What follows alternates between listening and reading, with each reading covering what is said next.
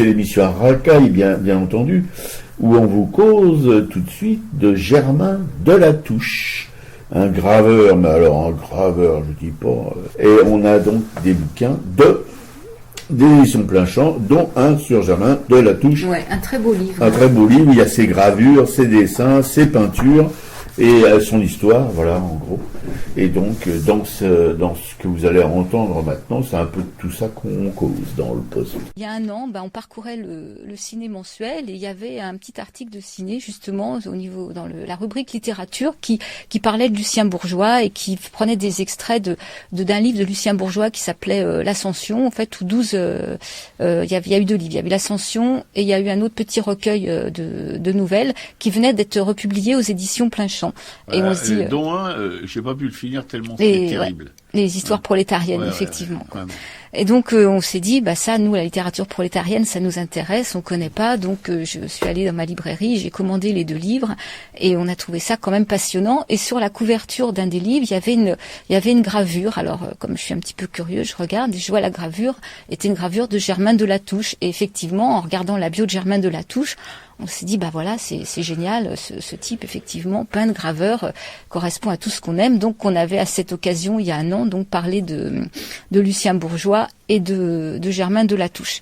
Et puis, là, les éditions Plein Champ viennent de publier un livre qui est complètement consacré à Germain Delatouche, et nous ont proposé donc de nous l'envoyer pour qu'on en parle un peu, et on est tombé sur un ouvrage vraiment magnifique, quoi.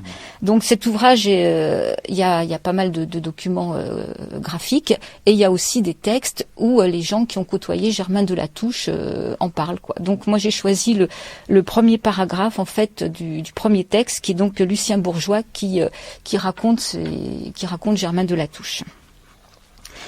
Peintre de Paris, peintre de la Mouise, des rues sans joie de la butte aux cailles, je revoyais après des années de séparation sa mince silhouette de gindre claudiquant. Cet artiste a fait 1000 métiers pour pouvoir gagner sa vie, et je pensais à tout cela en montant l'escalier très raide qui mène à son atelier. Un atelier d'artisan plutôt que d'artiste, sur une cour encombrée d'un matériel de maçon. Chez lui, sur la table, au milieu des brosses et des pinceaux, une soupière en faïence bleue sert de pot à tabac. Fumeur enragé, Delatouche a toujours sa pipe à long tuyau, ou la cigarette collée à la lippe que fait sa lèvre inférieure. Cette lippe à la fois douloureuse et amère, sans méchanceté, donne au visage émacié avec le regard aigu la mesure du tempérament de l'homme. Ténacité, persévérance, mépris du facile et du conventionnel. Il peint ce qu'il voit avec une acerbe vérité. Je l'ai vu travailler dehors par des temps de gel et nous venir à la maison transi et violacé, l'estomac souvent vide, mais il avait couvert sa toile. Sa peinture résolument objective ne recherchera pas l'effet. La couleur, souvent neutre et monotone, ne saurait distraire par des jeux de lumière et d'ombre notre pensée d'un ensemble qui s'impose à force de conscience et d'exactitude. Par l'absence de procédés picturaux, chers aux jeunes écoles, elle est aujourd'hui révolutionnaire, et par son respect de la matière, elle est traditionnaliste. Ce révolutionnaire, matiné d'anarchiste, revient par amour du métier à l'esprit des vieux maîtres d'autrefois. Delatouche a quelque chose du chien hirsute et maigre des maisons d'habitation qu'il a choisi pour modèle pour ses tableaux. Il est fidèle. Il reste l'ouvrier consciencieux qu'il était quand il travaillait à la restauration de la cathédrale de Chartres. Oui, dans ce livre, il y a évidemment des reproductions de ses peintures, de ses estampes, etc. Et on doit quand même, d'une certaine manière, rendre hommage à cette petite maison d'édition provinciale qui fait un travail remarquable. C'est un livre typographié spécialement pour cette édition, sur un papier verger magnifique. C'est un brochet, mais un brochet avec vraiment le livre, un bel objet qu'on aime bien toucher, qu'on aime bien lisible. En plus, c'est pas du 8, c'est un caractère lisible, comme le savaient utiliser les typographes d'avant. Voilà. d'avant ceux d'aujourd'hui, qui apparemment ont des yeux que la plupart des gens n'ont pas, parce que on est presque obligé de lire avec des loupes. Pas mal d'ouvrages maintenant, alors qu'ils utilisent même du corps 4 ou 5, je sais pas ce qu'ils font, pour des notes, etc., etc. Ils les utilisent que là, c'est un bel ouvrage, un beau livre qu'on touche avec plaisir, qu'on respire avec plaisir et qu'on lit avec plaisir. Merci les éditions Plein Champ. Ouais. Alors je peux préciser que les éditions Plein Champ, elles ont été créées en fait dans les années 70 à Paris, et puis après elles se sont installées en Charente quelques mois plus tard, et elles ont développé justement cette double activité d'être imprimerie au service des petits éditeurs et libraires, et puis ensuite est venue l'activité d'édition qui est consacrée presque uniquement en fait au rappel d'œuvres oubliées et dédaignées, que ce soit du XVIe siècle à nos jours, et que le site ils ont environ 300 livres qui sont publiés sur une quarantaine d'années, donc il y a un temps qui est pris justement pour avoir un travail de qualité, quoi.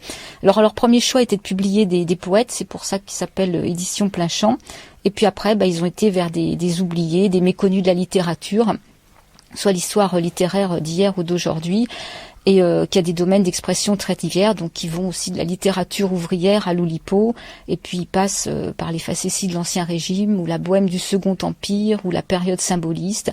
Ils font des portraits d'excentriques, ils parlent beaucoup de gravures, et en fait ils restent fidèles dans leur travail à l'impression offset, quoi.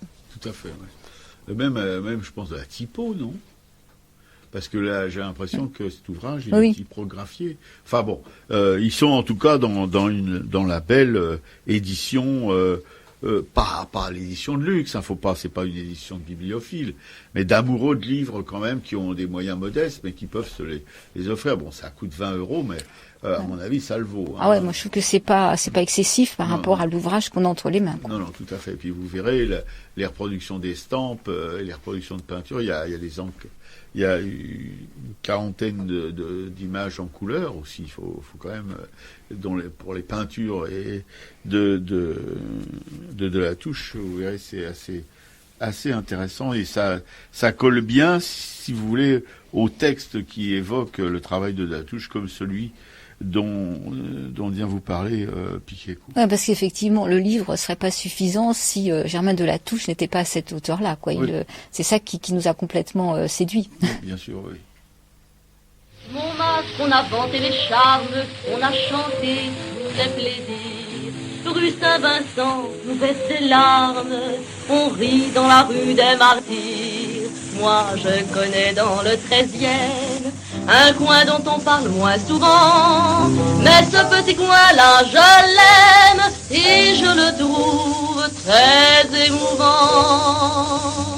C'est la butte aux cailles, avec ses vieilles rues, avec sa marmaille qui fait tant de chahut. Quand vient le moment des vacances, on veut s'en aller. Pourtant au retour, quelle chance de se retrouver à la butte aux cailles, où y a pas de palais, y a des vieilles murailles, mais moi je m'y plais. Il n'y a pas de boîte où l'on danse, il n'y a pas de cabaret, d'endroit où l'on fait des dépenses quand le portefeuille est bien bourré. C'est un petit coin dans la ville où le soir, après son boulot, on va dans un bistrot tranquille s'y retrouver pour l'apéro. C'est la butte aux cailles avec ses vieilles rues, avec sa marmaille qui fait tant de chahut. Quand parfois les cœurs sont moins sages dans ce grand Paris, on repense à notre village et cela suffit. À la butte aux cailles, où y a pas de palais, y a des vieilles murailles, mais moi je m'y plais. Dans la rue, y a des bandes de mioches, on dirait les gosses à Poulbeau. Ils jouent à user leurs galoches tout en glissant le long des ruisseaux. Des vieux sur le seuil de leur porte, les regarde d'un œil attendri. Une maman d'une voix forte crie: rentre vite, dis, t'as compris. C'est la butte aux cailles, avec ses vieilles rues, avec sa marmaille qui fait tant de chahut. Je ne vous en dis pas davantage, unissons nos cœurs et fidèles à notre village, chantons tous en chœur. À la butte aux cailles, où y a pas de palais, y a des vieilles murailles, mais moi je m'y plais.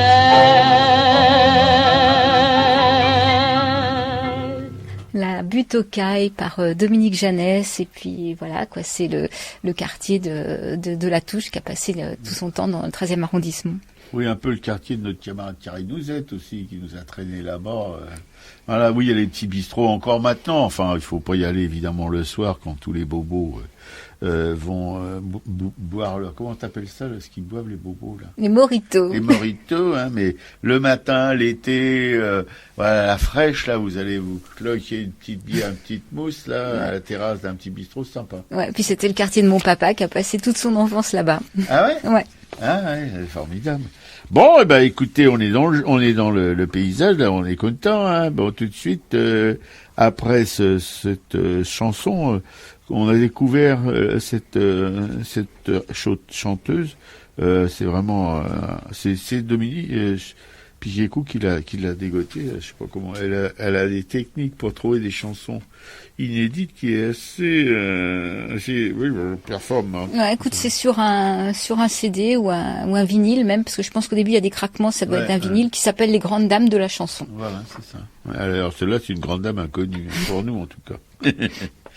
On va parler maintenant, je pense, on va continuer avec la biographie de. Alors là, il y a un travail, bon, bref, de la biographie évidemment, de notre artiste de La Touche. Ouais, on aime bien parler, raconter la vie un peu avant de raconter l'œuvre. Ouais. Alors, Germain de La Touche, il est né en 1898. Hein, il est né à Châtillon en Dunois, c'est dans l'Eure-et-Loire. Donc il est bosseron, quoi. Il était peintre, donc graveur sur bois, et il a été lié au mouvement libertaire, donc tout ça nous plaît beaucoup. Donc lui, il est fils de jardinier, et il commence à dessiner très jeune, hein, vers 7-8 ans. En fait, il va reproduire des dessins d'illustrés. Il a eu un accident, il va rester 3 ans allongé parce qu'il a un accident à la jambe. Donc il est immobilisé, et pour garder sa jambe raide et éviter d'être tenté de gesticuler et de retarder la guérison, en fait son père fait des heures sup et va lui procurer des petits illustrés qui vont l'occuper. Après, quand il quitte l'école primaire, il a 13 ans. Son père souhaite en faire un cordonnier, mais lui, de La Touche, en fait, il veut déjà devenir peintre. Et il va tellement insister qu'il est mis à l'apprentissage dans l'atelier de Lorrain et à Chartres. Et là, pendant 4 ans, il s'initie au métier de peintre verrier. En 1915, suite à la guerre, donc l'atelier ferme ses portes. De La Touche doit vivre, donc là, il va s'astreindre à des tâches diverses et variées. Donc il sera d'abord peintre en bâtiment en septembre 2015, il va être aussi vendeur aux Nouvelles Galeries au Mans, il va être premier commis à la Ville des Ternes à Paris, parce qu'il est monté à Paris entre-temps en 1917. Il va aussi être comique excentrique, hein, peintre de cartes postales, décorateur sur verre à l'atelier Quenneville. Il va être trieur de courrier, postier ambulant à la gare de Lyon, peintre en voiture, déchargeur de wagons à la gare de Vaugirard, débardeur au hall, garçon maçon, manœuvre chez un charpentier, garçon limonadier. Bon, voilà, donc la vie matérielle étant ainsi plus ou moins bien assurée, Germain de La Touche peut continuer à étudier donc le dessin et la peinture. Alors il est membre des jeunesses syndicalistes du 15e arrondissement. Et pendant la guerre, il était allé avec quelques compagnons au café-concert, et ça c'est une anecdote, au café-concert Excelsior, qui était près de la place d'Italie, parce qu'il voulait assister à un concert de Montéus. Et réclamait en fait à Montéus des chansons anti-militarisme, mais Montéus n'était plus du tout là-dedans. Donc lui, il voulait entendre les soldats du 17e, la grève des mères. Et en fait, ça s'est mal terminé. Enfin, ça s'est terminé au poste de police parce que même s'il en voulait pas personnellement à Montéus, il ne supportait pas que Montéus soit sur scène avec des habillés en bleu horizon, un bandeau sanguinolent autour de la tête et qui parlait effectivement des conneries patriotiques de l'époque, quoi. Ça, c'était insupportable pour Delatouche, quoi. Alors en mai 1919, il organise au Café La Comète, c'est rue de Vaugirard.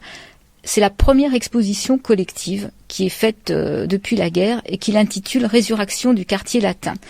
Et alors, ce qui est intéressant, c'est qu'en fait, là, il va lancer quelque chose qui perdure actuellement, c'est le fait d'aller exposer dans des bistrots.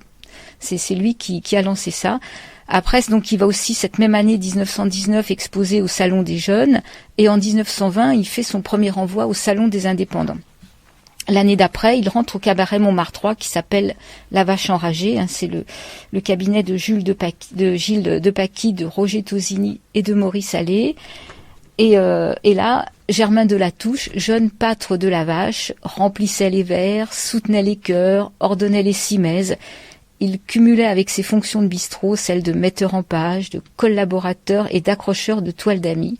Et c'est dans ce cabaret, qui devint aussitôt effectivement le siège de la commune libre de Montmartre, qu'il fit montre de ses aptitudes à l'organisation d'expositions et qui va grouper ses premiers fidèles et qu'il fonde son premier groupe, dont l'un des principaux soutiens était ce journal La Vache Enragée.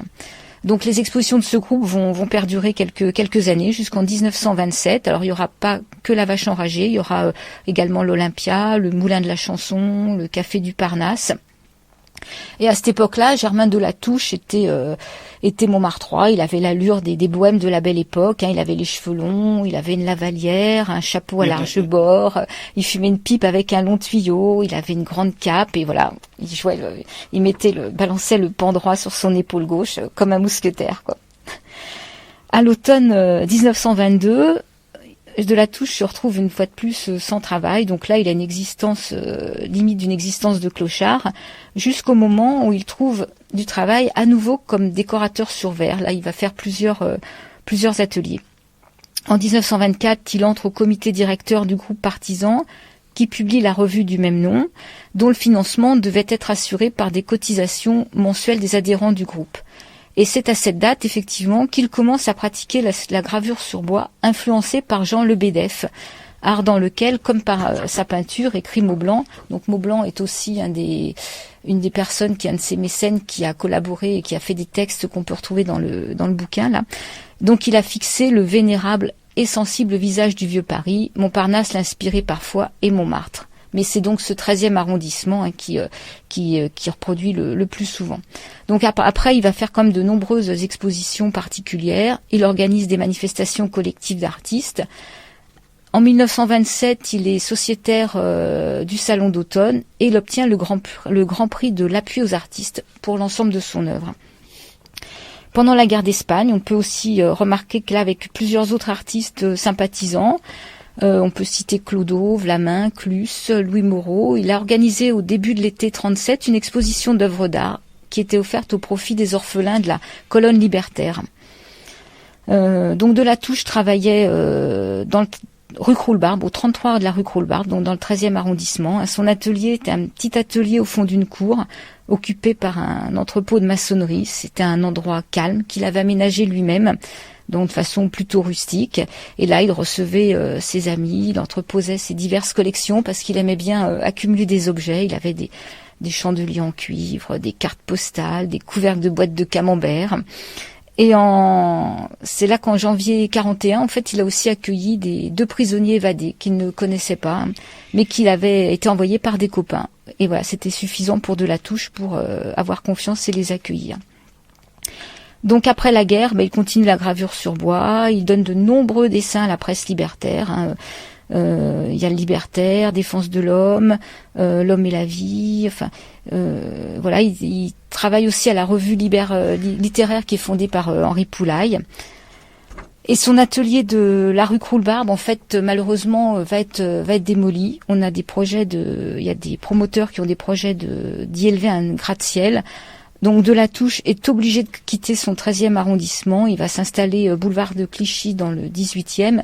Mais le quartier lui plaît pas du tout. Il le trouve beaucoup trop bruyant. Donc il va partir. Il va partir en Loire-Atlantique. Là, il va se marier. Et puis il va habiter dans une grande maison et effectivement faire tous les métiers d'ouvrier pour retaper sa maison. Plombier, maçon, menuisier, voilà. Et sa compagne, elle, continue de travailler comme assistante sociale. Il est malheureusement atteint d'une maladie et quelques années après, il décède en octobre 1966. Alors on peut retrouver plusieurs de ses toiles dans des musées français. On a comme le musée Carnavalet. Il est aussi dans des musées étrangers. Voilà. Donc, il figure. Alors nous, c'est important pour nous dans le Métron des anarchistes, qui est ce dictionnaire qui récapitule un peu tous les grands anards. Voilà. Bon, vous pouvez une fois de plus constater. Dans l'histoire qu'a évoqué Piquet-Écou, l'engagement, qui nécessite, si vous voulez, parce que la peinture ou la gravure sur bois n'étaient pas vraiment des métiers qui permettaient de vivre décemment. Accompagner tout ça avec des boulots divers et variés, et puis pas des boulots où on peut se les rouler, c'est des boulots vraiment difficiles, durs. En plus, il était handicapé, il claudiquait. Voilà, c'est ce qui m'étonnera toujours et qui aussi d'une certaine manière m'éblouit. Vous avez entendu, m'éblouit, faut le dire. Dans le parcours de ces artistes, ils sacrifiaient tout, si vous voulez. Leur vie, c'était un immense sacrifice pour pouvoir réaliser leurs rêves, quoi. Voilà, il y a rien de gratuit dans leur, parce qu'ils sortaient pas d'un milieu bourgeois, c'est le moins qu'on puisse dire. Et il s'est engagé dans une voie particulièrement, terriblement difficile, dure, physiquement, moralement. Les moments où on la saute, les moments où on se pèle, les moments où il y a rien devant, c'est le désert, rien à quoi s'accrocher. Et malgré ça, faire une œuvre pérenne, une œuvre qui compte, une œuvre qui, j'espère, restera un bon moment dans l'histoire de l'art, je dirais presque l'art pauvre, parce que c'est pas un art flamboyant, un art de musée. C'est un art un peu confidentiel qui parle des humbles, Alors il a pas dans ses peintures, il y a aucun personnage, c'est vraiment la rue et les personnages sont ces maisons, sont les rues, sont les arbres, c'est ça, même dans ces estampes, c'est pareil, il y a pratiquement pas de personnages. Enfin, il y en a pas en tout cas dans ces rues, et il y a une similitude, si vous voulez, une ressemblance quand même, un cousinage entre ces peintures et ces estampes là. Il y a la même souffle, on sent la même passion, et la rendre, si vous voulez, la rue telle qu'elle était, la plupart ont disparu d'ailleurs. Voilà, c'est malheureusement. C'est l'impression que si vous voulez, les classes dominantes ne supportent pas les mémoires populaires, les mémoires, les lieux qui peuvent rappeler, si vous voulez, l'habitat populaire. Voilà, il y a eu la même chose dans la petite ville Beaumont où j'habite, là, où il y a un maire gaulliste, la pompidolien, qui a complètement détruit tout ce qui pouvait rappeler, si vous voulez, c'était là. D'ailleurs, le quartier où Cavana a vécu, la petite Italie à Nogent, là, qui était un quartier médiéval, qui était très très ancien. C'était cassé, etc., pour faire des espèces d'immondices modernes, là, voilà. Les guinguettes rasées, les balles populaires rasées, etc., etc. Enfin bref. Si quelqu'un comme, en tout cas un artiste comme De la Touche, qui a photographié en quelque sorte avec ses pinceaux, avec ses gouges, les quartiers vraiment populaires de Paris et de la banlieue et même de la province, ce serait une mémoire, en tout cas une partie de cette mémoire qui serait perdue. Il y a eu d'autres artistes qui ont qui ont travaillé, si vous voulez, à conserver la mémoire des lieux populaires, mais lui c'était uniquement ça qui l'intéressait. Voilà. Ouais, je trouve qu'on retrouve en fait la sincérité qu'il y met, c'est sa propre sincérité. Absolument, oui. Mais la sincérité même qu'il met dans sa vie, voilà, parce que bon, des groupes d'artistes révolutionnaires avec sa fréquentation des gens comme Poulaille, comme Traîneau, comme etc. Bourgeois, etc. Ouais. Voilà, il est là-dedans. Et il a jamais renié alors lui, on lui a jamais proposé la Légion d'honneur, hein, c'est curieux. Ça, ouais, Traîneau, c'est ça, il y a un paragraphe qui lui est consacré dans le bouquin parce que c'est cette personne qui l'a accueilli pendant la guerre. Voilà, c'est ça, ils sont restés très potes, voilà, et Traîneau d'ailleurs a écrit un article écrit quelques pages dans cet ouvrage consacré à Delatouche par les éditions Plein Champ, voilà. Traîneau, c'était un des directeurs du Canard enchaîné après Maurice Maréchal, je crois, ou avant, je sais plus. Enfin bref, c'était quelqu'un dont on peut pas mettre en doute, si vous voulez, l'écrit ou ce qu'il relate sur Delatouche. Voilà, c'est toujours ces histoires de. Enfin, dans cette émission, on devrait évidemment, s'il y avait la matière, en tout cas. Se consacrer uniquement à des artistes de son acabit, mais malheureusement il y en a peu. Voilà. Il y a plutôt des artistes qui sortent de milieux nantis, qui peignent pour les nantis ou pour les musées. Il y en a pas beaucoup comme Delatouche.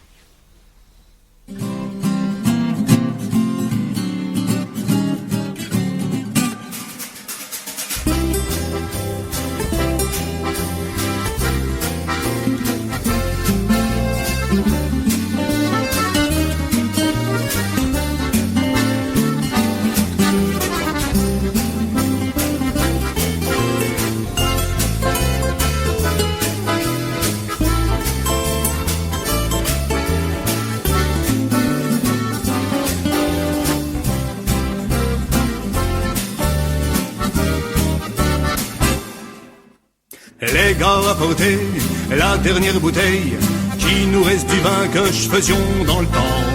Versez à grand flot la liqueur vermeille, pour fêter ensemble mes 80 ans. Du vin comme ce style-là, on n'en voit plus guère. Les vignes d'aujourd'hui doutent que du vin jus. Approchez les gars, remplissez mon verre, j'ai comme dans l'idée que j'en boirai plus.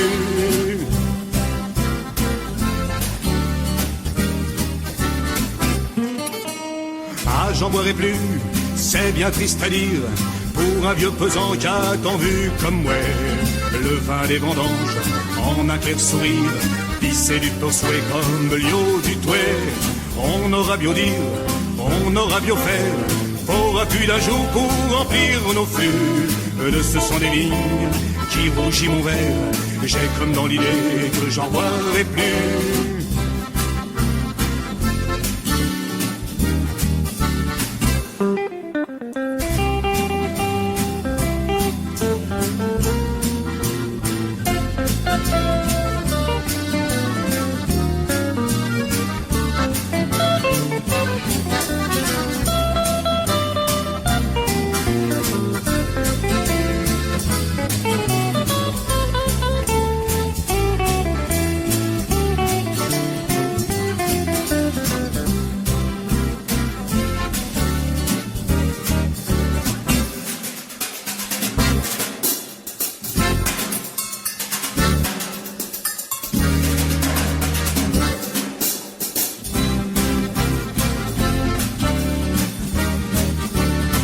Pesant chez nous, tout le monde gueule misère. On va à la ville où l'on crève la faim. On vend pour rien le bien de son grand-père, et l'on brûle ses vignes qui ramènent plus de vin. À l'avenir le vin, le vrai jus de la veille, ce sera pour style comme à des écus. Moi qui viens de vider nous dernières bouteilles, j'ai comme dans l'idée que j'en boirai plus. J'ai comme dans l'idée que j'en boirai plus. La La dernière bouteille, c'est interprété par le groupe Le Petit Crème. C'est une chanson de Gaston Coutet et de La Touche, mais particulièrement Gaston Coutet. Oui, parce que c'était tous les deux des bosserons. Alors voilà, c'était des pays, quoi. Bon, oui. Alors, entrer dans l'histoire, si vous voulez, d'un artiste comme de La Touche, non, vous m'arrêtez pas, s'il vous plaît, enfin un peu de... C'est sympa. C'est vraiment une aventure. On rentre là-dedans. On rentre dedans avec ce bouquin des éditions Plein Champ, mais on rentre vraiment dans. Il y a eu des. Je me souviens quand j'étais enfant, j'avais vu un film où les acteurs rentraient dans le décor et ils étaient dans le décor du film, quoi. Les spectateurs rentraient dans l'écran et passaient de l'autre côté. Et ben nous, c'est un peu ce qui nous arrive avec ce livre. On vit une aventure, voilà, on vit une aventure en noir et blanc. Pour la plupart des images qu'il y a dans cet ouvrage sont des gravures sur bois debout. Hein, c'est complètement, à peu près complètement perdu maintenant, parce qu'il y a plus d'artisans qui fabriquent, si vous voulez, le matériel, le bois debout, voilà, qui est souvent taillé dans les bois durs, comme le buis, voilà, et qui on coupe pas les fibres dans le sens du fil, mais au contraire on les coupe. Si vous voulez, on coupe la fibre vraiment. Pensez debout, vous voyez un arbre, hein. Vous voyez un arbre. Bon, et ben quand on le coupe avec une tronçonneuse, eh ben, ça devient du bois debout. Mais quand on fait des planches, c'est plus du bois debout, vous voyez, parce qu'on grave pas sur le petit côté de la planche de 3 cm, hein, non. Voilà, puis enfin, les planches, elles sont faites dans des bois d'œuvre, du sapin, du pin, etc.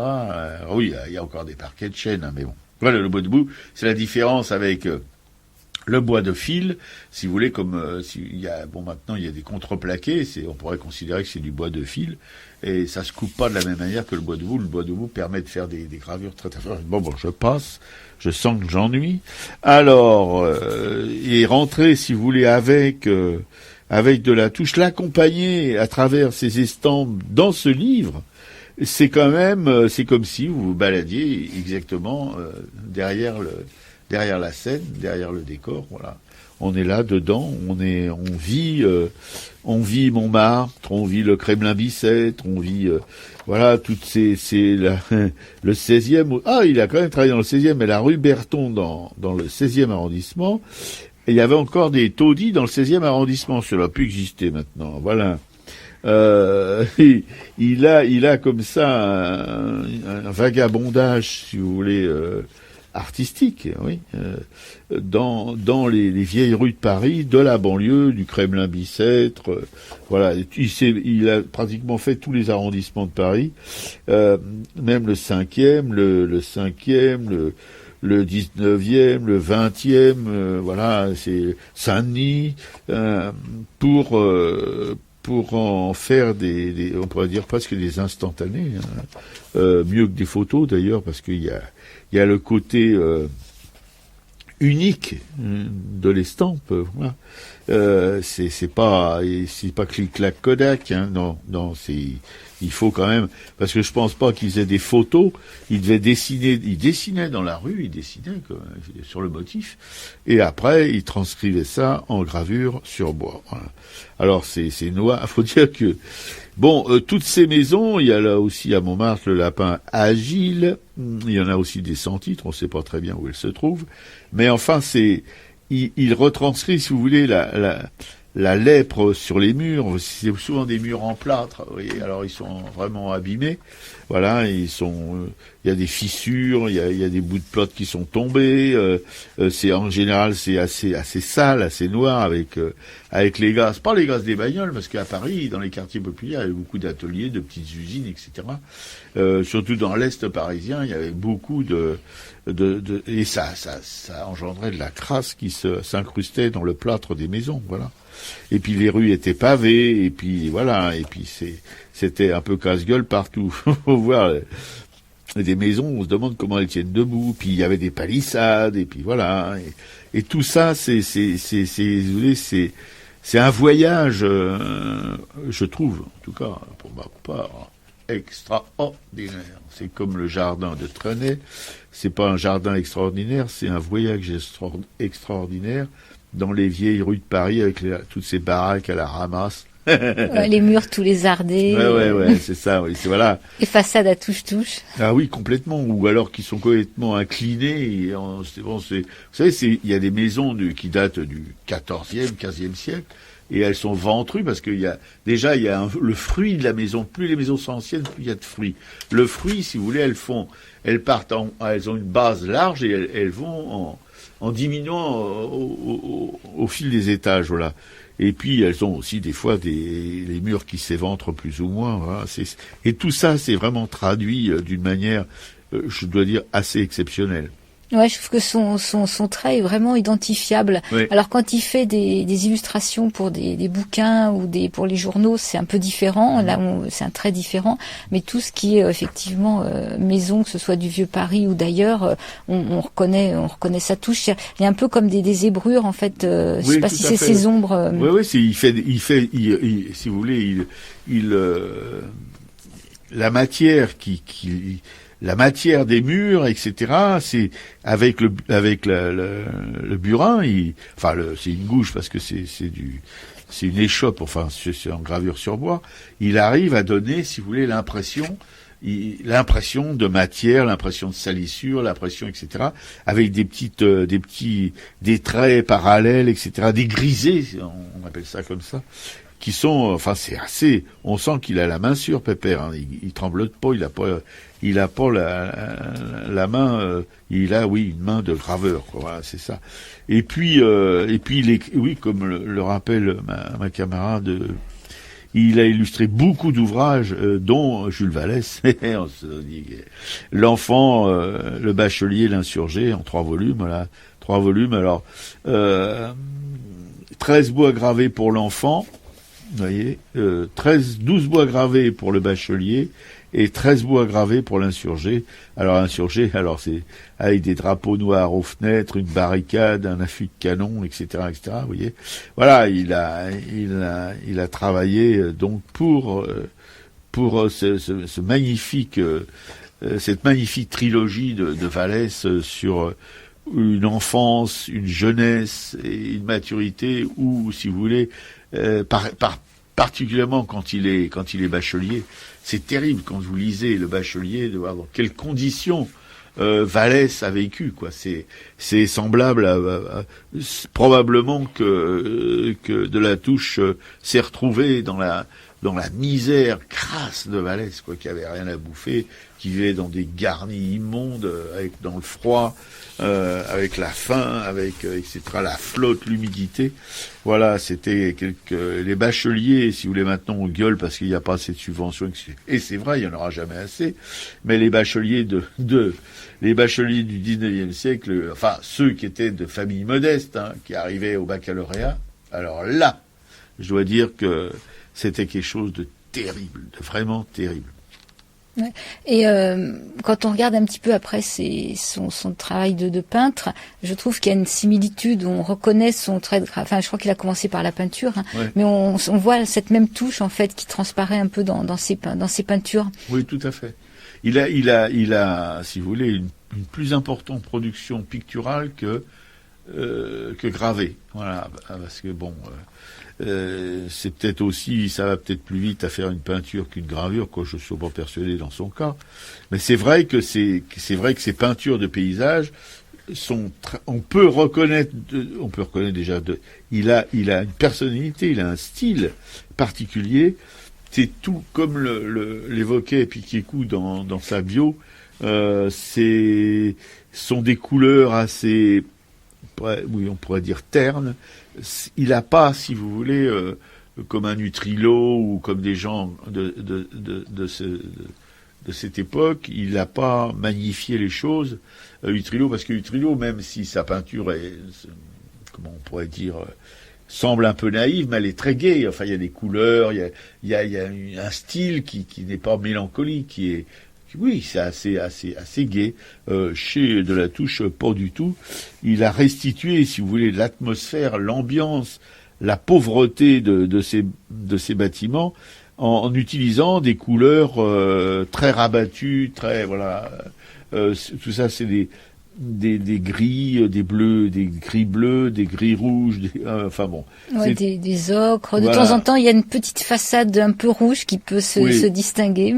Oui, une boutique ou quelque chose comme ça, voilà, mais d'une manière assez, comment dirais-je, continue.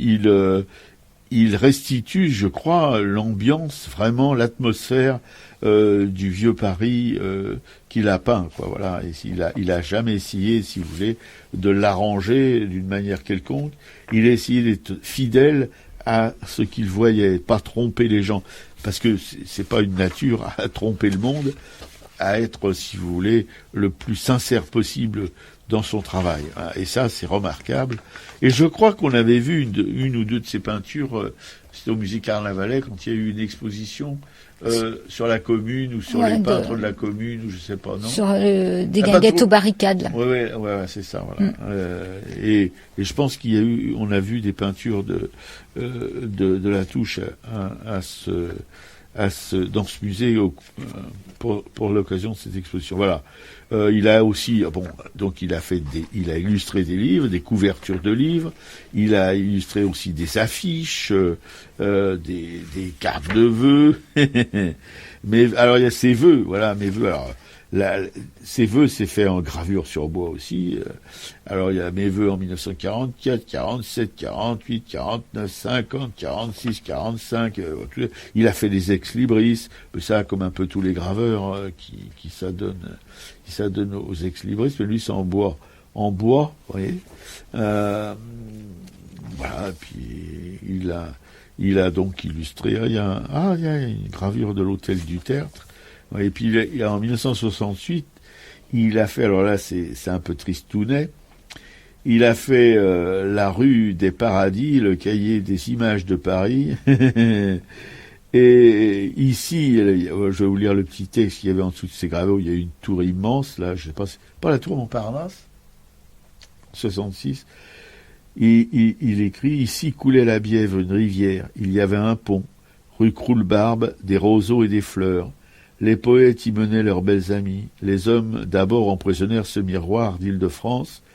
Ils abolirent ensuite les maisons légères où les peintres vivaient joyeusement. Premier plan, on les voit. Et puis les autres pour y mettre ça. Alors on voit cette tour. Ah bah oui, ça doit être. Non mais justement, c'est pas la tour Montparnasse en fait, c'est simplement rue Croulebarbe. C'était là où il avait son atelier et c'est le gratte-ciel qu'ils ont voulu construire à la place de son atelier. Ah oui, c'est la tour Albert, voilà. Cette composition de ce texte autour de l'atelier disparu de Latouche, remplacé par la tour Albert, ont été publiés 1 mois avant sa mort. Confrontation ultime de deux mondes, celui de ses jours les plus heureux et celui de la folie des promoteurs immobiliers. La folie, c'est pas de la folie. Hein. Ils sont pour fous, les promoteurs immobiliers. C'est pour le profit des promoteurs immobiliers. Voilà, et c'est un témoignage ultime, voilà, de son amour pour le vieux Paris, pour les quartiers où il avait vécu heureux, remplacés par des buildings, par des constructions en béton. Ouais. Alors moi, je voudrais ajouter par rapport à ce bouquin, il y a effectivement plusieurs personnes donc qui racontent de Latouche. Donc on a parlé de Lucien Bourgeois hein, qui était ouvrier, photograveur, magasinier, qui avait été formé par Poulaille et tout, qui avait une ascension assez impressionnante. Mais il y a aussi René Girard qui raconte de Latouche. Alors lui était journaliste en Algérie, au Canard enchaîné. Il a été auteur de romans. Il y a Georges Turpin, qui est lui critique d'art, écrivain, romancier, qui a écrit de nombreuses chansons. Il y a Jean-Daniel Maublanc, c'est lui qui en écrit c'est l'extrait qui est le plus long dans ce livre. En fait, Maublanc était un industriel qui travaillait dans la production de charbon, et c'est lui qui était mécène en fait de Latouche et qui a permis en fait à pas mal d'artistes de pouvoir vivre de leur art. Il était passionné, Maublanc était un passionné d'art, donc que ce soit en musique, en peinture ou en poésie, il a aidé des artistes, et il était également critique d'art et critique littéraire, quoi. Mmh. Il y a également donc Henri Poulaille hein, qui raconte de Latouche. Poulaille c'est pareil, il est d'origine ouvrière et il a passé sa vie à défendre la littérature ouvrière.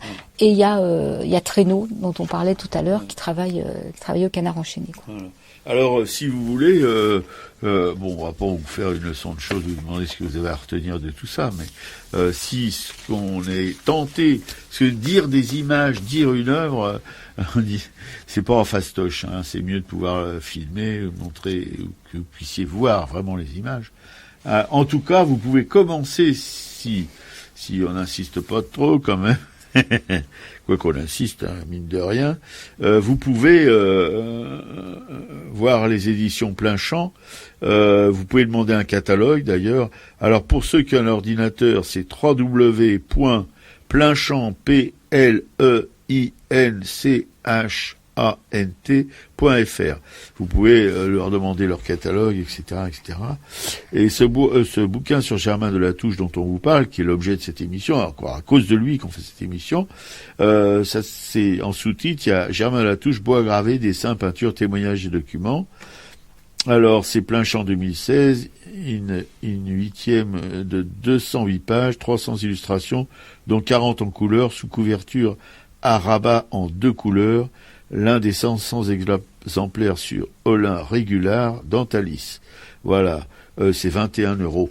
Et si vous voulez, simplement avec ce bouquin, vous pouvez, je crois, avoir une idée assez juste sur cet artiste qu'on vous présente ce matin. Alors, je répète qu'il y a un artiste, vous le verrez si vous achetez le bouquin, qui est un artiste, un ouvrier, voilà, qui est resté toute sa vie un ouvrier, comme Germain dont parlait Bourgeois dont parlait Dominique. Voilà, ce sont des gens sincères. Dans le milieu de l'art, c'est assez peu courant. Ouais. Alors moi, justement, de même qu'en lisant Bourgeois, on a des côtés de la Touche. En regardant ce bouquin de la Touche, en fait, il y a une gravure sur la couverture qui est un portrait de la Touche. Ouais. Et ce portrait a été fait par Jean Lebedef. Donc Jean Lebedef est celui qui a initié de la Touche à la gravure sur bois. Et quand on regarde un peu la bio de Jean Lebedef, je pense qu'il faut qu'on lui réserve aussi une émission parce que c'est un anarchiste russe qui a un parcours très très intéressant et qui a été aussi engagé toute sa vie. Il avait commencé comme il a fait de la navigation, il a protégé des révolutionnaires, il est arrivé à Paris. Il a même aidé aussi des juifs pendant la guerre. Enfin, il a un parcours d'anard assez impressionnant. Donc, la gravure de Lebedef est assez jolie. Enfin, elle est forte. Enfin, il y a des contrastes. On voit il y a de la touche avec sa clope au bec, sa chemise à carreaux. Et il y en a une autre, justement, qu'on connaît de gravure de Lebedef. C'est, à Publico, il y a une soirée Gaston Coutet. Et la gravure de Gaston Coutet qui a été mise en publicité, c'est aussi une gravure de Jean Lebedef. Et un beau portrait, en tout cas. Donc justement, moi, ça m'a donné envie de continuer après de chercher, de travailler sur Jean Lebedef, essayer de voir si on peut avoir accès à plus de son travail en dehors de sa bio, quoi. Oui, puis je vous dis, il y a des bouquins quand même. Pierre Vella, Parole pour un jazz, 35 linogravures de l'auteur. Victor Serge pour un brasier dans un désert, poésie complète. Voilà. Et Gaston Chessac, Lettres du Morvandio en blouse bocine, à Pierre et Michel Bouju, voilà, édition établie par Dominique Bonnet, Marcel Delpastre, des ballades, Jean Do Mélo, Gloria de la mort, sculpture, dessin, aquarelle de Marc Petit. Ah, Marc Petit, je l'aime pas. Georges Auriol, 42 contes, mais les typographies, vous voyez, il y a tout un catalogue. Et moi j'ai repéré, c'est pareil, il faudra que je continue à fouiller ça, c'est Zodaxa. Et en regardant, il y a un bouquin qui est un petit pamphlet anti-élection qui m'a bien plu. On ne peut pas le voir sur le bouquin, je l'ai trouvé sur Internet. Ouais. Donc ça, c'est pareil, c'est des petites choses à fouiller pour la suite, quoi. Oui, parce que Zodaxa de Mazas à Jérusalem, Mazas c'est une prison. Ouais. Ou le Grand Trimard. Ouais, ça va pas être mal. Et puis il y a les bouquins de Bourgeois aussi.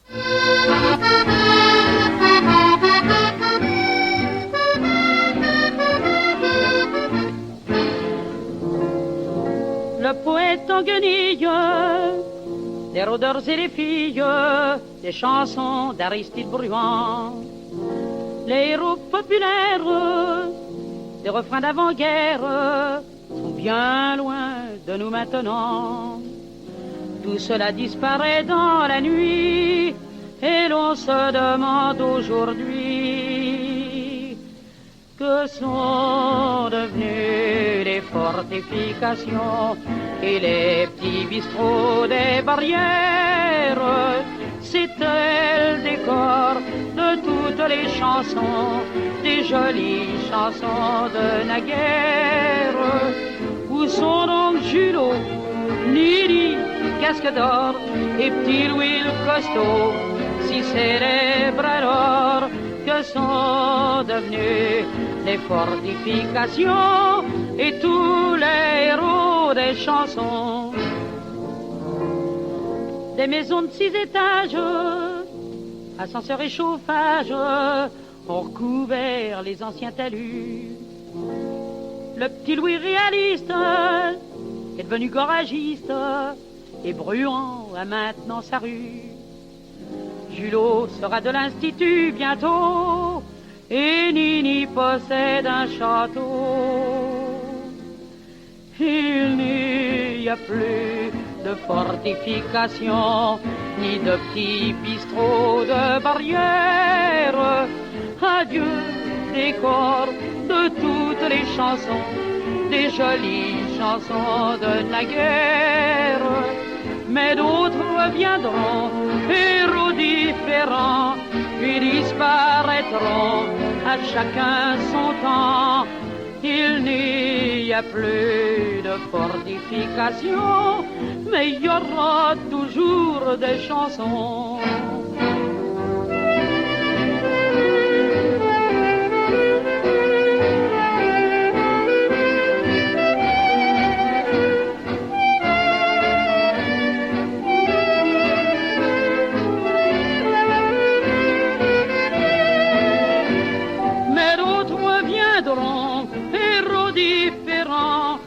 Disparaîtront à chacun son temps. Il n'y a plus de fortifications, mais il y aura toujours des chansons.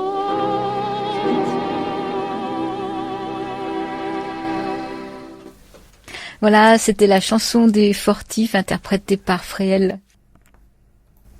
Et vous êtes toujours sur Radio Fouquant, la station des Rapins 100 fois 100 l'Ouest Corvette, l'émission Aracaille, pour les expos. Pas beaucoup de changements. Eugène Leroy au MAM jusqu'au 28 août, Toyen au MAM aussi jusqu'au 24 juillet, Auburtin au musée de Pontoise jusqu'au 21 août, le musée de Vernon, un petit musée fin craquant. Saga familiale jusqu'au 2 octobre. Michel Ragon au musée de l'histoire vivante de Montreuil. Notre prochaine expo, ça sera notre prochaine émission. En fait. Peut-être on démarrera peut-être la nouvelle saison avec cette expo. Et Mayol-Orsay jusqu'au 21 août. En culturel, que pouvons-nous dire? Les filles d'Egali qu'elle a lu, ma camarade. Voilà, je suis en train de le lire. C'est un livre norvégien d'une autrice norvégienne qui s'appelle Gerd Brandenberg. En fait, c'est un livre qui a été écrit dans les années 77-78, donc qui est vraiment un best-seller et qui vient seulement d'être traduit en français. Donc, il aura fallu du temps. Donc, c'est un livre qui c'est une dystopie féministe où les rôles sont inversés, les femmes ont le pouvoir, les hommes ne l'ont pas. Il y a tout un langage qui est au féminin, mais justement, on ne va pas rester dans une caricature qui n'apporterait pas grand-chose si ce n'est de renverser les rôles. Là, j'en suis pas encore au moment où ça bascule, mais il va y avoir des rencontres justement des jeunes garçons, parce que les garçons sont vraiment là inférieurs aux femmes, mais justement il va se passer quelque chose, d'une rencontre entre un jeune homme et une jeune femme qui va permettre de faire bouger, peut-être parce que là on n'est pas du tout en égalité bien sûr, puisque les hommes n'ont aucun pouvoir. Donc je pense que c'est ce qui va être intéressant, c'est quand le roman bascule vers une véritable égalité. Bien, c'est pas de mal à la veille. Excusez-moi, mais bon, je suis un peu sceptique sur l'évolution des mœurs. Pas qu'en France. Hein. Nous sommes dans un roman là. Oui, non, mais les romans, c'est la vie aussi. Enfin, bon, c'est un peu simpliste mon histoire. Et moi, je poursuis, je suis presque arrivé à la fin de la police de Vichy par le camarade Maurice Rachfus. Et croyez-moi, je le sens qui bout. Et je suis fatigué après chaque lecture de cette somme, un travail considérable de Maurice Rachfus, sur les archives, sur tout ce qu'ils pouvaient trouver, enfin les archives disponibles, parce qu'il y a plein d'archives qui sont toujours, comment dirais-je, interdites à la lecture. Voilà, et c'est, si vous voulez, on arrive à la fin de l'occupation avec la libération de Paris et tout ça, et la police qui se trouve d'un seul coup investie d'une espèce de courage invraisemblable et qui va résister, les armes à la main, en accompagnant la fuite des Allemands à coups de fusil.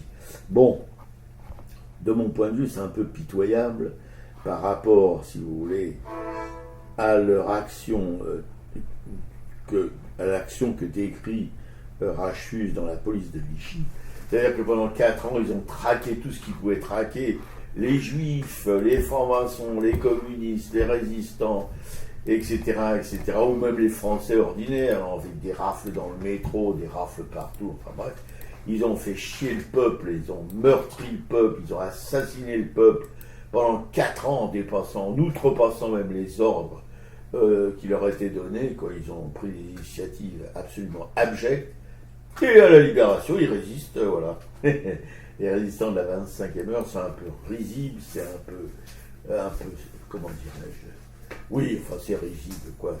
C'est ces choses qui vous donnent vraiment envie de gerber.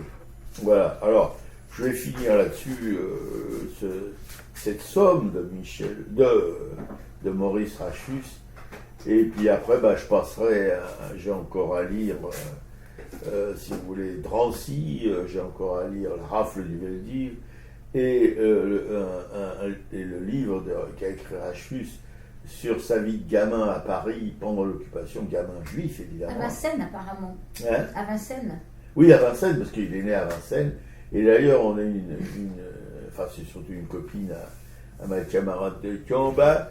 C'est la petite Lolo. C'est la petite Lolo qui a habité. Non, son fils a habité. Ah oui, son fils. En fait, Lolo et son mari Bernard, en fait, avaient acheté cet appartement. Ils avaient un peu d'argent et en fait, c'est l'appartement dans lequel s'est caché Maurice Rachfus avec sa sœur à Vincennes. Ouais, c'est l'appartement de ses parents, voilà. Maurice. Et donc c'est le fils de Laurence et Bernard qui a vécu là, mais c'était très touchant quand j'ai parlé de Rachfus et qu'elle m'a raconté ça. C'était bouleversant, quoi. Oui, c'est assez bouleversant parce que ça nous rapproche, si vous voulez, sans qu'on le cherche. Ça nous met en contact avec l'histoire de ce petit garçon qui va devenir plus tard un journaliste, etc., qui va collaborer à plein de revues, dont Le Monde Libertaire. Quand on était, nous, à la FA, moi j'étais abonné au Monde Libertaire, et il y a eu beaucoup d'articles de Maurice Rachfus. Alors, les copains du Monde Libertaire me disaient que c'était assez touchant, parce qu'ils tapaient toujours ces articles à la machine à écrire, alors que c'était à la grande époque des ordis et tout ça, et les copains étaient obligés de saisir sur ordi ces textes tapés à la machine pour pouvoir les publier dans Le Monde Libertaire, voilà. Maurice Rachfus, qui est mort l'année dernière, je crois qu'il avait plus de 90 ans, presque 93 ou 94 ans, voilà. Petit bonhomme qui a vécu des choses terrifiantes, voilà. Et comment on peut supporter l'idée encore aujourd'hui que ces choses-là ont existé, et pas très loin d'ici, dans toute la France libre ou occupée, parce que pendant qu'il y avait une zone soi-disant libre, par contre, la chasse était ouverte, même en zone libre, la chasse, évidemment, en priorité aux Français de confession juive, français ou étrangers, de confession juive, et puis aussi à tout ce qui pouvait ressembler à des adversaires du régime de Vichy. Bon. Voilà, c'est Radio Soupant, vous écoutez Radio Soupant, la station des rapins sans foi, sans loi et sans courbette, émettant depuis un garni et diffusant sur Internet à racaille.fr. Et on salue nos âmes moches. Attention à ne pas sauter de ligne, mon pote Claude et André de la Nation. Ouais, c'est marrant parce que derrière il y a Claude et William, nos potes de Brest. Salut Claude et William. On vous aime. Jean-Paul Souvras, qu'on aime aussi, qui est un grand peintre, le Schnorr, et qui a sa petite maison du Nord et son petit atelier du Nord à Coup de Carbranche dans la banlieue de Dunkerque. Ils sont passés avec mes camarades il y a quelques années. On est reçus d'une manière vraiment touchante.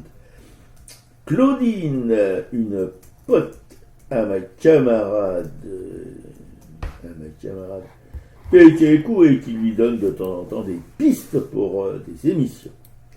Corinne, une tapissière qui excelle dans son travail, elle m'a envoyé il y a quelque temps des photos de ses dernières créations, des petites, par exemple sur une femme enceinte, etc. C'est très beau.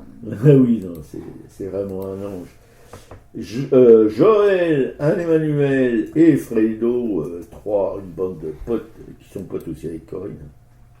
Alors, Anne-Emmanuel est une graphiste éminente, Frédéric est un barbouilleur sympathique, on aime beaucoup son petit travail, et Joël est un figure professionnel qui passe la majeure partie de son temps en Égypte, voilà, dans la capitale de l'Égypte.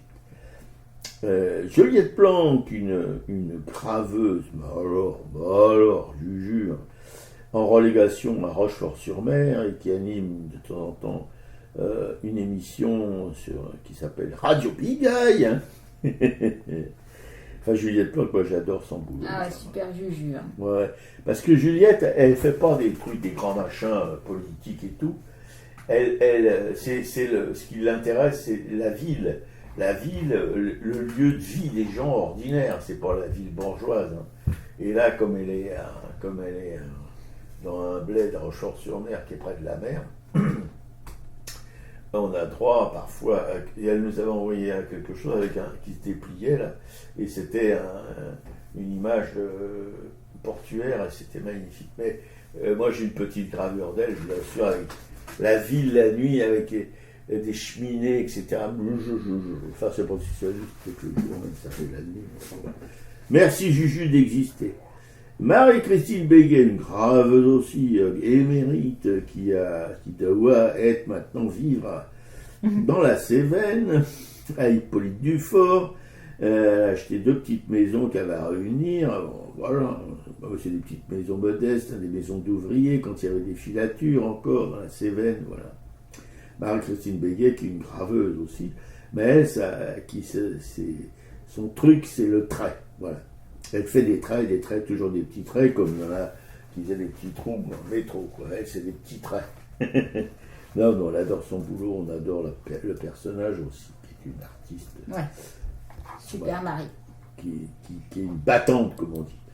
Clément, qui grave sur tout ce qui bouge, de la taille d'épargne. Clément, le Van Gogh de la gravure, qu'on adore aussi. Agnès Dubart, une graveuse aussi, qui a un peu modifié son parcours. Elle grave toujours, mais elle s'est éloignée des représentations plutôt visuelles, humaines, etc. Enfin, elle faisait beaucoup de choses sur la mythologie, des choses comme ça, enfin bref, des gravures sur bois qui étaient magnifiques. Maintenant, elle est plutôt versée dans le, comment dirais-je, dans la réflexion théorique, religieuse, je sais pas quoi, enfin bon. C'est pas vraiment mon truc. Thierry Morciot, un graveur belge, comment dirais-je, Bruxelles, hein, excellent, magnifique, une imagination fertile, comme savent en avoir les gens de Schnorr. Alice Amoroso, une très très jeune graveuse, peut-être la plus jeune graveuse de la planète, depuis de l'hiver. Hein. Et qui fait des... Alors par contre, sa gravure est assez engagée, on peut le dire. Voilà, elle rejoint comme ça des graveurs comme celui que vous avez écouté là dans cette émission. Voilà, c'est des graveurs qui sont dans la vie presque, oui, dans la vie, on peut dire, des populaires, voilà. Non, elle fait vraiment un boulot magnifique. Et c'est une jeune personne très réactive, intelligente, cultivée, bon, bref, elle a tout pour plaire, quoi. Et Raoul Viloula, qui est aussi un jeune, mais il a le double de l'âge probablement d'Alice, mais quand on peut qualifier de jeune, qui est aussi un graveur assez extraordinaire, qui a eu le prix... Gravix. Gravix. Donc j'ai toujours l'impression de dire Matrix. Voilà, de la fondation Taylor. Voilà. Mais merci ma camarade, voilà, c'est bon. Oui, et puis Colette, Jacqueline et Nicole, 3 femmes d'artistes qui en ont sous le capot, et Liliane et Laurence. Alors, bon, Liliane a pris la poudre escampette, si on peut dire ça comme ça, qui est la sœur de Laurence, qui reste, alors ce sont 2 écrivaines de polar, maintenant il n'y en a plus qu'une. Voilà, qui est des polars magnifiques, et on est d'autant plus touché par Laurence, et qu'elle a aussi perdu son compagnon Bernard. Voilà. Il faut quand même le faire, il faut supporter tout ça. On pense toujours très fort à eux. Ouais, voilà. Geneviève, notre sorcière bien-aimée, on se souviendra toujours des heures qu'on a passées chez elle à picoler.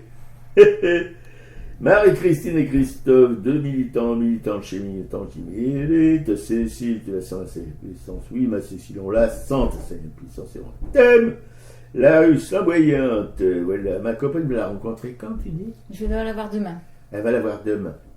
Elle anime, elle, 2 émissions, une pour les enfants, une plus pour les adultes, demain, le mercredi après-midi sur une radio Omni, que tout le monde connaît si vous nous suivez depuis un certain temps. Et José Arthur, qui anime aussi une émission qui s'appelle Le Mélange, une émission musicale de haute tenue, toujours sur cette radio Omni, le dimanche après-midi, en fin d'après-midi. Anne-Isabelle Roubaille, une peintre de Beaumarlotte, dont on a découvert l'œuvre chez Florence Quenu de la librairie L'Empreinte à Beaumarlotte, une librairie magnifique, une libraire superbe, et voilà, on était très contents d'avoir connu Anne-Isabelle Roubaille et aussi Florence Quenu, et elle avait son frère Florence Quenu, je crois qu'il est devenu éditeur maintenant, qui était ou qui est encore conseiller municipal de Beaumarlotte, où il a organisé des expositions fabuleuses, dont celle de celui qui a un nom bizarre là, à Beaumarlotte. Oui, enfin, je l'ai lu il y a récemment, quand je cherchais des émissions. Colette et Alain, 2 mécènes de chez Mécène qui mécènent, et d'ailleurs qui sont intéressés au travail de Alice Amoroso et qui lui ont acheté un livre d'artiste magnifique. On l'a vu, nous, aux Journées de l'Estampe à Paris, là, quand on y allait la dernière fois. Je veux dire, c'est vraiment, il faut le faire. Ouais, on est vraiment content pour Alice, quoi. Ouais, puis on est content aussi pour Alain et Colette, parce que là, ils vont avoir du plaisir à regarder. Bref. Dominique Pola-Lardon, une galériste aussi, qui a pris la poudre d'escampette et dont on chérit le souvenir. C'était une grande galériste, très humaine. Et sa maman, Thérèse Franco, qui elle aussi a pris le chemin de la route du grand départ, qui est une collectionneuse extraordinaire, qui a légué sa collection magnifique à la coopérative Thérèse Franco à Montaulieu, du côté de Carcassonne. Petit village vraiment sympa, un village très culturel, qu'on a beaucoup aimé quand on y est allé. Marie Dognaud, une galériste extraordinaire, on connaît des gens extraordinaires, voilà, qui est une galerie Kaléidoscope. Bon, voilà. Marie Dognaud, on espère voir sa prochaine exposition. Tu sais ce que c'est, sa prochaine? Non, pas encore. Pas encore, voilà. Alors, il faudrait nous donner des nouvelles à Madame Dognaud. Alors, je ne sais pas si Madame Dognaud est de la même famille qu'il y avait un chansonnier, même un acteur, qui s'appelait Dognaud. Voilà, que j'aimais beaucoup quand j'étais petit. Chez ma grand-mère, on écoutait Dognaud, parce qu'il y avait à ce moment-là des émissions sur les cabarets, machin de chansonniers, le dimanche après-midi. Antoine Manoury, des Champignons, c'est des musiciens, voilà, des potes à ma camarade. Pas de nouvelles d'Antoine. Pas de nouvelles d'Antoine. Alors Antoine, il faudra des nouvelles à ma camarade. Bon. La galerie Quelleran-Bedou à Bromerlotte. Marie-Louise, une auditrice qui écoute notre émission. Et Anna, une peintre polonaise de haut niveau, dont je possède une œuvre, ma camarade aussi d'ailleurs. Voilà, elle est très généreuse aussi en même temps. L'émission est à l'écoute sur notre blog aracade.fr et tout de suite on va se finir, enfin gentiment quand même, hein, c'est pas une finition tragique, avec Faut vivre de Mélismel. Salut les copines, salut les copains. Salut à tous.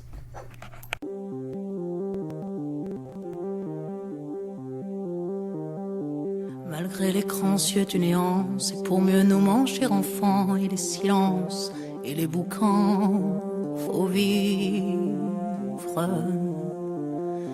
Et bien qu'aveugle sur fond de nuit, entre les gouffres infinis des milliards d'étoiles qui rient, faut vivre. Malgré qu'on soit pas toujours beau et que l'on ait plus ses 16 ans et sur l'espoir un chèque en blanc, faut vivre. Malgré le cœur qui perd le nord, au vent d'amour qui souffle encore et qui parfois encore nous grise, faut vivre. Malgré qu'on n'ait pas de génie, n'est pas Rimbaud qui veut Pardi et qu'on se cherche un alibi. Malgré tous nos morts sans coquette qui errent dans les rues de nos têtes, faut vivre. Malgré qu'on soit brave et salaud, qu'on ait des complexes à gogo et qu'on les aime, c'est ça le pire, faut vivre. Malgré l'idéal du jeune temps qui s'est usé au nerf du temps et par d'autres pris en chantant, faut vivre. Malgré qu'en se tournant vers le passé, on est effrayé de s'avouer qu'on a tout de même un peu changé, faut vivre. Malgré que l'on soit de passage, qu'on vive en fou, qu'on vive en sage, tout finira dans un naufrage, faut vivre. Malgré qu'au ciel de nos poitrines, on nous sentinelles endormies, dans un bruit d'usine gémit, le cœur aveugle qui funambule sur le fil du présent qui fuit, faut vivre. Malgré qu'on loue un enfant mort, s'il peut parfois remuer encore comme un vieux rêve qui agonise, faut vivre. Malgré qu'on soit dans l'engrenage des notaires et des héritages où le cœur s'écœure et s'enlise, faut vivre. Malgré qu'on fasse de l'humour noir sur l'amour qui nous en fera boire jusqu'à ce qu'ils nous disent au revoir, faut vivre. Malgré qu'à tous les horizons, comme un point d'interrogation, la mort nous regarde d'un œil ivre, faut vivre. Malgré tous nos serments d'amour, tous nos mensonges jour après jour, et bien que l'on n'ait qu'une vie, une est seule pour l'éternité, malgré qu'on la sache rater, faut vivre.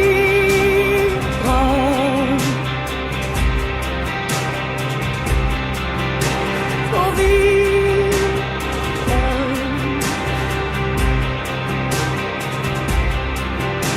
Faut vivre. Faut vivre.